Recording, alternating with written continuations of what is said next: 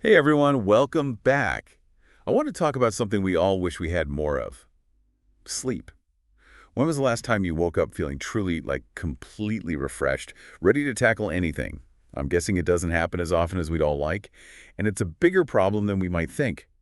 The World Health Organization actually considers this lack of sleep in developed countries an epidemic. So this isn't just a personal struggle, it's a widespread issue. Yeah, it really is. And even though most of us know we should get enough sleep, so many people are constantly sleep deprived. We push ourselves thinking we can just catch up on sleep later, but here's the thing that's shocking to a lot of people. If you consistently get less than 6 or 7 hours of sleep a night, you're more than doubling your risk of developing cancer. That's not just feeling tired, that's a serious health problem. Cancer. Wow, okay. That's definitely a wake-up call. Okay. I mean, yeah, I knew being tired could make you grumpy and mess with your focus, but I never realized it could have such serious consequences. So, what other big health risks are we talking about here when we talk about sleep deprivation? It's unfortunately a pretty long list. We're talking about things like Alzheimer's disease, prediabetes, and heart problems, and it doesn't stop there. Studies show a strong link between chronic sleep deprivation and a higher risk of stroke and even heart failure. It really makes you wonder if that old saying, "I'll sleep when I'm dead," might be a self-fulfilling prophecy. Okay, I'm officially spooked now. It's ironic, right? Humans are the only species that deliberately deprive themselves of sleep without any real biological reason. But let's switch gears a bit. I know there's been a ton of research on sleep lately. What are some of the big takeaways that could help us understand how vital sleep really is? What's really exciting is we're finally starting to unlock the secrets of sleep. For centuries, it was this big biological mystery. We could explain the need to eat, to drink, even reproduce, but the purpose of sleep. That remained elusive. But cutting-edge research is showing us that sleep isn't just passive rest, it's an active process. It's vital for restoring and rejuvenating both our minds and bodies. So it's more than just feeling good. It's about protecting ourselves from some pretty scary health issues. It's like sleep is a vital sign, a crucial indicator of our overall well-being. And frankly, I'm ready to start paying attention. But let's break this down a bit further. We've all felt that grogginess and irritability after a bad night's sleep, but you're saying routinely missing those 6 to 7 hours can have a much deeper, more profound impact on our health. Exactly. Think of it like this. Every time you shortchange yourself on sleep, you're basically racking up a sleep debt. And just like with money, this kind of debt can have serious consequences down the line. It's like slowly chipping away at the foundation of your health, brick by brick, with every sleepless night. So we're not just talking about feeling tired, we're talking about increasing our risk of developing life-threatening conditions. This is making me rethink those late-night Netflix binges, that's for sure. But let's get into the specifics a bit. Can you explain how exactly sleep deprivation actually contributes to these serious health problems? Sure, let's take Alzheimer's disease, for example.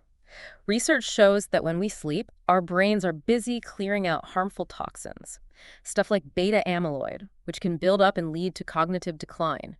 This cleaning happens mainly through the glymphatic system, sort of like a waste disposal system for the brain. And guess what? It's most active during sleep. So when we don't sleep enough, this cleaning process gets disrupted, and that could increase our risk of developing this devastating disease. So it's like our brains are doing a deep clean while we sleep, getting rid of all the junk that could harm us. And if we don't sleep enough, all that gunk starts piling up, creating problems down the road. That's a pretty powerful image. It is. Now let's shift to prediabetes. Studies have shown that even missing out on sleep moderately, like for just 1 week, can mess up your body's ability to regulate blood sugar. This messed up glucose metabolism sets the stage for insulin resistance and eventually type 2 diabetes. Wow, just 1 week. I think most of us have had periods where we've gotten less than ideal sleep for way longer than that. True. And it shows how sensitive our bodies are to sleep deprivation. Now, moving on to cardiovascular health, a lack of sleep can trigger a whole cascade of negative effects. It can raise your blood pressure, increase inflammation in your arteries, and even mess with your heart rhythm, all factors contributing to a higher risk of heart disease. So this isn't just about one specific organ or system. Sleep deprivation seems to have this widespread impact on our overall health and well-being. It's like neglecting sleep is neglecting the very foundation of our health. That's a great way to put it.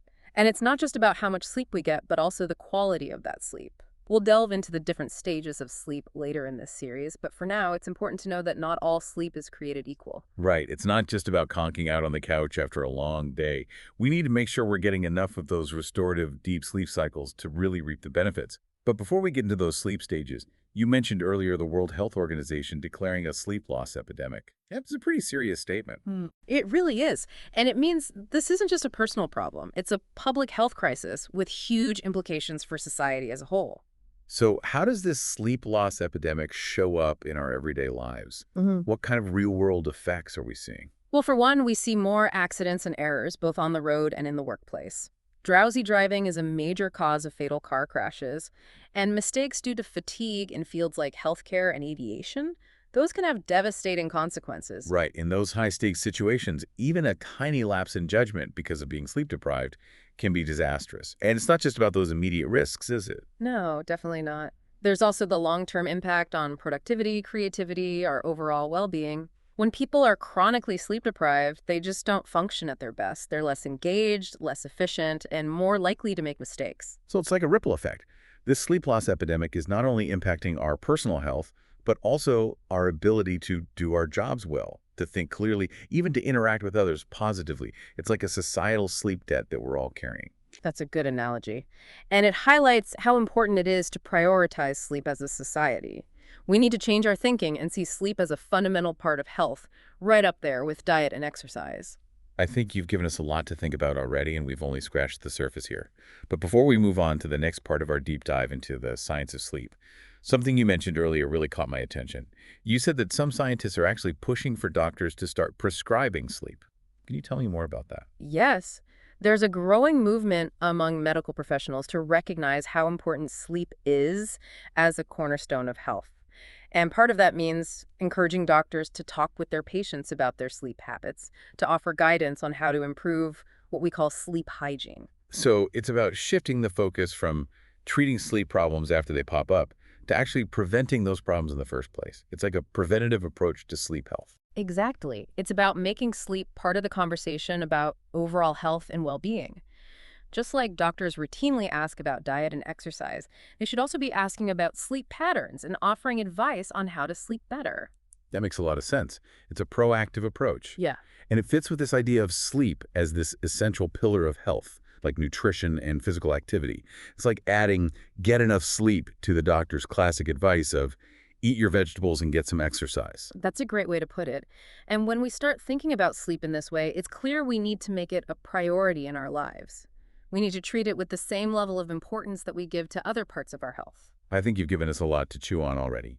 So before we move on to the next part of our deep dive into the science of sleep, let's take a second to recap some key takeaways for our listeners.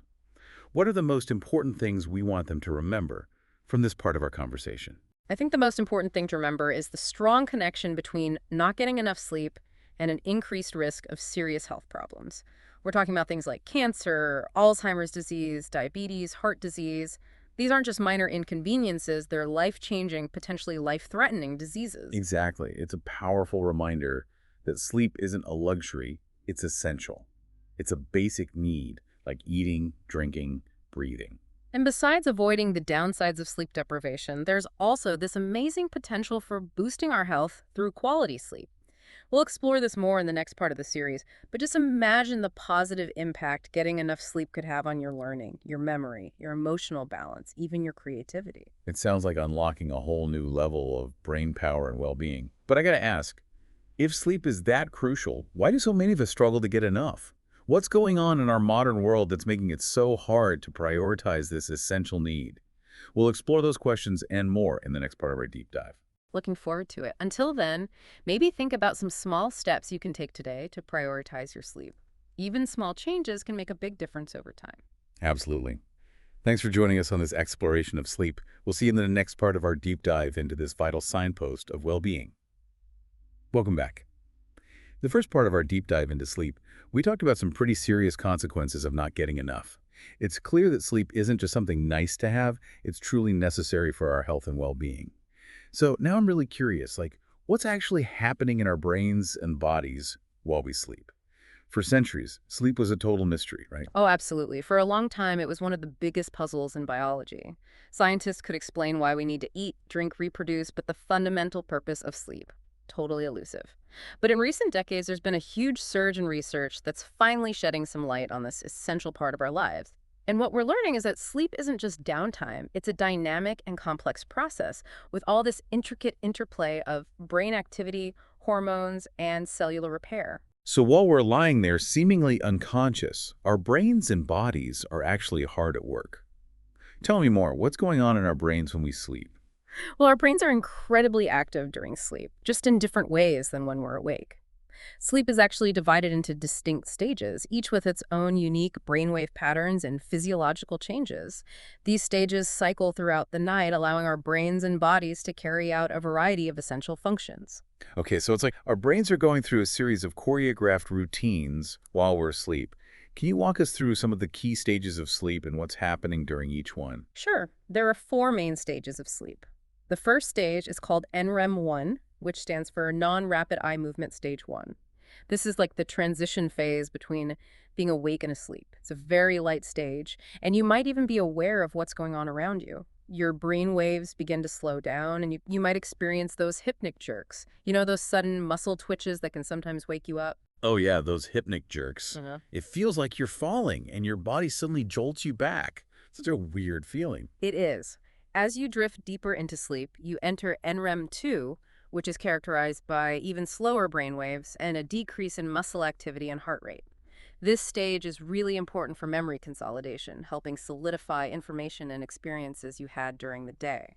So NREM2 is where our brains are starting to process and file away all the day's events, sort of like a mental filing system getting organized. That's a great analogy. Then we move into the most restorative stage of sleep. NREM3, also known as slow wave sleep or deep sleep. This stage is all about physical restoration and repair. Your blood pressure drops, your breathing slows down, and your body releases growth hormone, which is key for cell regeneration and muscle growth. Got it. So if I'm trying to really maximize my workouts and recovery, I need to make sure I'm getting enough of this deep sleep. Absolutely. And it's not just about building muscles. Deep sleep is also when our immune systems get a boost and our energy stores are replenished. It's like a nightly tune-up for our whole system. So deep sleep is like hitting the reset button for both our body and mind. Pretty amazing. It really is. And after about 90 minutes of cycling through these NREM stages, we enter the most fascinating stage of all, REM sleep, which stands for Rapid Eye Movement Sleep. REM sleep, the land of dreams. This is where things get really interesting. What's happening in our brains during this stage? Well, during REM sleep, brain activity actually increases dramatically, almost to the level of when we're awake.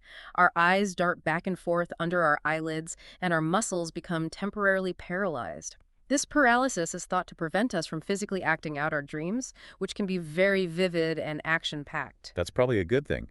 I can imagine it would be pretty disruptive to be physically acting out every dream we have. Definitely. REM sleep is when we experience those vivid, memorable dreams.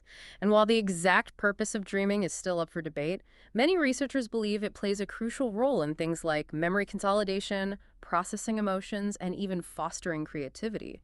So if I'm trying to be more creative or solve a tough problem, getting enough REM sleep could actually give me an advantage. That's the current thinking.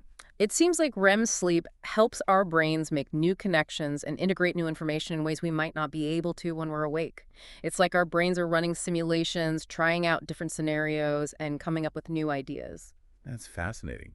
Makes you wonder what brilliant insights we might be missing out on when we don't get enough REM sleep. It's a thought-provoking idea, and it highlights that sleep isn't just about resting and recovering. It's an active state that's crucial for learning, memory, and even those aha moments of creativity.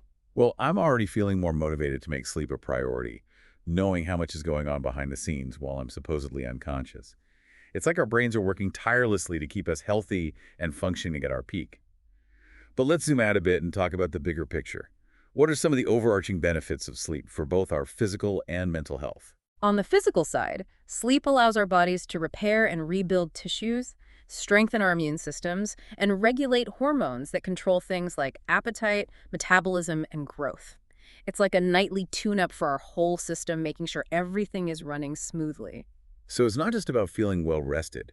It's about giving our bodies the time they need to perform those essential maintenance and repair tasks. Precisely. And when it comes to mental health, sleep is crucial for learning, memory, decision making, and regulating emotions. When we're sleep deprived, our cognitive abilities take a hit. We become less alert, more irritable, and our judgment gets cloudy. It's like our brains are running on fumes, struggling to keep up with the demands of the day. Exactly.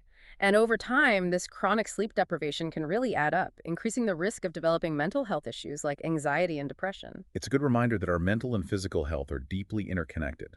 We can't neglect one without impacting the other. And sleep seems to be this critical link that holds it all together. Absolutely. Sleep is the foundation upon which our well-being is built. It's essential for both our physical and mental health, and neglecting it can have huge ripple effect. We've talked a lot about the stages of sleep and its overall benefits, but I'm curious about any surprising or unexpected findings that have come out of sleep research. What are some of the things that have really surprised you? That's a great question. One of the most fascinating areas of sleep research is the study of dreams. For centuries, dreams were shrouded in mystery, often interpreted through mystical or symbolic lenses. But with the advent of brain imaging technology, we're starting to get a glimpse into the neural activity that underlies our dreams. And what's emerging is that dreams aren't just random neural firings. They seem to serve a real purpose, playing a role in memory consolidation, processing emotions, even problem solving. So we're moving beyond the realm of speculation and into the realm of science when it comes to understanding dreams. That's really exciting. It really is. And one study that really stands out involved teaching participants a complex task and then monitoring their brain activity as they slept. What they found was that the participants who showed increased activity in certain brain regions during REM sleep actually performed better on the task the next day. This suggests that their brains were actively rehearsing and consolidating that newly learned information while they were dreaming. Wow, so it's like our brains are giving us this secret advantage, helping us learn and perform better, all while we're completely oblivious. It's truly remarkable, and it underscores that sleep isn't just about rest and recovery. It's an active state that's critical for learning, memory, and even sparking those aha moments of creativity. It's amazing to think about all the complex processes happening in our brains and bodies while we sleep. It's like this secret world we only catch glimpses of through our dreams. But what about those of us who really struggle with sleep? Is there hope for those who find it difficult to consistently get those 7 or 8 hours of quality sleep? Absolutely. There's hope for everyone. In the next part of our deep dive, we'll be tackling the topic of sleep disorders and exploring strategies for improving sleep hygiene. There are so many effective, non-drug approaches that can help people reclaim their sleep and experience the incredible benefits of a well-rested mind and body. I'm looking forward to learning more about those strategies. Until then, thanks for joining us on this fascinating exploration of the world of sleep. We'll see you in the final part of our series. Welcome back. Over the past 2 parts, we've really gone deep into just how vital sleep is for our health. We've talked about the risks of not getting enough sleep, and we've even explored, what happens in our brains while we're sleeping. But now let's talk about what we can actually do. For those of us who struggle to get a good night's sleep, what are some practical tips for improving our sleep quality? That's a question I get all the time, and the good news is there's a lot we can do. One of the most effective strategies is to focus on something called sleep hygiene. Sleep hygiene. It sounds a bit, I don't know, clinical. What does that actually mean? Well, think of sleep hygiene as a set of habits and practices that create the best possible environment for sleep. It's about optimizing your surroundings and your mindset to help you sleep more soundly and wake up feeling truly rested. It's about setting the stage for a good night's sleep. Okay, so it's about creating the right conditions for sleep, both physically and mentally. What are some of the key elements of good sleep hygiene? Where should we start? One of the most important things is establishing a regular sleep-wake cycle. That means going to bed and waking up around the same time every day, even on the weekends. This helps regulate your body's natural sleep-wake rhythm, which makes it easier to fall asleep and wake up feeling refreshed. So consistency is key. Even if we've had a late night or we really want to sleep in on Saturday, it's better to stick to a regular sleep schedule as much as possible. Exactly. It's like training your body to expect sleep at a certain time. Another crucial element is creating a relaxing bedtime routine. This could include things like taking a warm bath, reading a book, or listening to calming music. The key is to find activities that help you wind down and signal to your body that it's time for sleep. So it's about creating a sort of ritual around bedtime. transitioning from the busyness of the day into a more relaxed state and preparing for sleep. Yes, exactly. And it's important to avoid stimulating activities in the hour or two before bed. So that means no screen time, no work-related tasks, and no intense exercise right before bed. I think we're all guilty of scrolling through our phones in bed, but you're saying that can actually sabotage our sleep. It can. The blue light from those electronic devices suppresses melatonin production. That's the hormone that regulates our sleep-wake cycle. And doing things that keep your mind active, like work or intense games, just keeps your brain in an active state, making it harder to fall asleep. So put down the phone, step away from the laptop, and relax instead. Got it. What about our actual sleep environment? What can we do to optimize that? Your bedroom should be dark, quiet, and cool. Invest in some blackout curtains, earplugs, or a white noise machine if you need them. And try to keep your bedroom temperature a bit cooler than what you find comfortable during the day. So we're talking about creating a haven for sleep, a space that's truly optimized for rest and relaxation. No distractions, just a sleep-inducing atmosphere. Exactly. And one last thing, don't underestimate the impact of your daytime habits. Regular exercise, getting sunlight, and eating a healthy diet can all contribute to better sleep as well. It all comes back to taking care of ourselves, doesn't it? When we make our physical and mental health a priority throughout the day, we're setting ourselves up for better sleep at night. Precisely. Sleep isn't just about those 7 or 8 hours at night. It's about creating a lifestyle that promotes healthy sleep. This is great advice for getting better sleep overall, but what about those who have more chronic sleep problems, like insomnia? Well, insomnia is a sleep disorder where people have persistent trouble falling asleep, staying asleep, or both. It's not just the occasional sleepless night. We're talking about a pattern of sleep disruption that happens at least 3 nights a week for 3 months or longer, and it causes significant distress or problems during the day. So it's a long-term condition that goes beyond tossing and turning every now and then. It really impacts a person's life. Absolutely. People with insomnia often feel tired, irritable, have trouble concentrating, and experience mood swings throughout the day. It can affect their work, their relationships, their overall well-being. It sounds really debilitating. What causes insomnia? Is it always psychological, or are there physical factors too? The causes of insomnia are complex and can be different for everyone. Sometimes it might be triggered by stress, anxiety, or depression. Other times it could be a side effect of certain medications or a symptom of an underlying medical condition. So it's not always a simple diagnosis. It sounds like it's important to work with a healthcare professional to figure out what's causing the insomnia. Exactly. It's important to rule out any medical or psychological conditions that might be contributing to the problem. And once you've identified the underlying cause, there are several effective treatment options available. What are some of the most effective treatments for insomnia? What can people do to, start sleeping well again? One of the most effective treatments is cognitive behavioral therapy for insomnia, or CBTI for short. This type of therapy helps people identify and change the thoughts and behaviors that are contributing to their insomnia. It teaches techniques for relaxation, sleep restriction, and something called stimulus control, among others. So CBTI is specifically designed to target the thoughts and behaviors that are keeping people from sleeping well. That's right. And it's been proven to be very effective with benefits that last. It helps people develop healthy sleep habits that they can maintain over time. That's good to hear. What about medication? Are sleeping pills a good option for treating insomnia? While sleeping pills can provide temporary relief, they're not generally recommended for long-term use. They can have side effects, and there's also the risk of becoming dependent on them. So it's best to use sleeping pills cautiously and consider them more of a last resort, not the first line of treatment. Yes, that's right. The goal is to address the root causes of insomnia and develop healthy sleep habits that can be sustained over the long term. This has been an incredibly informative deep dive into sleep.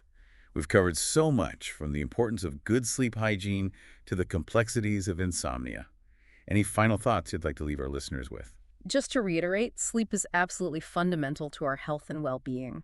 Making sleep a priority is one of the most important things you can do for yourself, both physically and mentally. Make it a priority and don't hesitate to reach out for help if you're struggling. Well said. Thank you for sharing your expertise with us. And to our listeners, sleep well